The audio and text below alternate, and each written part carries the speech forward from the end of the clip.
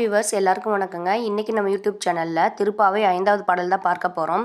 மாயனை மண்ணு வடமதுரை மைந்தனை தூய பெருநீர் யமுனை துறைவனை ஆயர் குலத்தினில் தோன்றும் அணிவிளக்கை தாயை குடல் விளக்கம் செய்த தாமோதரனை தூயோமாய் வந்து நாம் தூமலர் தூவி தொழுது வாயினால் பாடி மனத்தினால் சிந்திக்க போய பிழையும் புகுதருவான் நின்றனவும் தீயினில் தூசாகும் செப்பேலோ எம்பாவாய்.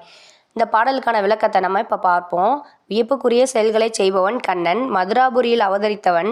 பெருகியோடும் தூய்மையான நீரை கொண்ட யமுனை கரைக்கு சொந்தமானவன். ஆயர் குலம் விளங்க பிறந்த அழகிய விளக்கு போன்றவன்.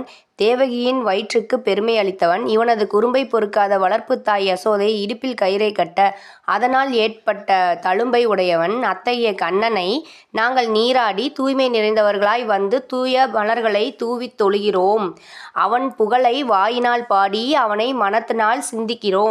அப்படி சிந்திக்கின்ற போது ஏற்கனவே செய்த பாவங்களும் எங்களை அறியாமல் இனிமேல் செய்ய போகின்ற பாவங்களும் தீயினில் புகுந்த தூசு போல் காணாமல் போய்விடும் என்று கூறி உறங்கும் பெண்ணை அழைக்கின்றார்கள் தோழிகள். பிள்ளையை பெற்றதனால் அந்த தாய் மற்றவர்களால் போற்றப்பட வேண்டும். தேவகிக்கு கண்ணனை பெற்றதனால் அந்த தாய் மற்றவர்களால் போற்றப்பட வேண்டும். தேவகிக்கு கண்ணனை பெற்றதால் பெருமை. வாயினால் பாடி மனத்தினால் சிந்தித்து என்னும் சொற்கள் மனம் வாக்கு இவற்றை பற்றி சொல்கின்றன. தூயோமாய் வந்து என்பது உடல் தூய்மை முக்கியம் என விளக்குகிறது. இவ்விதம் மனம் வாக்கு காயம் அதாவது உடல் மூன்றும் இறைவனிடம் ஈடுபட வேண்டும் என்பதை உட்கருத்தாய் சொல்லும் பாடல் இதுங்க.